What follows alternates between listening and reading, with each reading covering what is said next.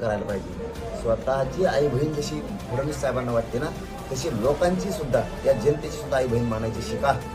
कारण आमच्या आई बहिणीच्या पोटात गोळ्या आहेत, पोरांच्या पोटात गोळ्या आहेत, पोरांचे मुंडके मोडलेत, काहींचे पाय आई बहिणीच्या मोडलेत आमच्या. त्यांना आत्ताही शेतात जातात नाही. जरा दुसऱ्याच्या आई बहिणीला आई बहीण मानायचं शिका. नुसतंच चुकून आमच्याकडून त्या उपोषणाच्या काळात काही गोष्टी होत्या किंवा ती चिडचिड असती. उपोषणात सोपी गोष्ट नाही. ते काय असते, तुम्हाला एवढं लागलं तर आमच्या आई बहिणीचे डोके फुटलेत, त्यांच्याबद्दलही जरा भावना राहा. तुम्ही जे आमच्या आई बहिणीचे डोके फुटलेत ना, ह्या अधिकाऱ्यांना बठ्ठ्या दिल्यात.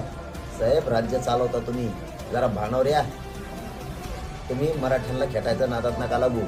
मी सत्ता आहे, गृहमंत्रीपद माझ्याकडे, मी म्हणून तसं वागल.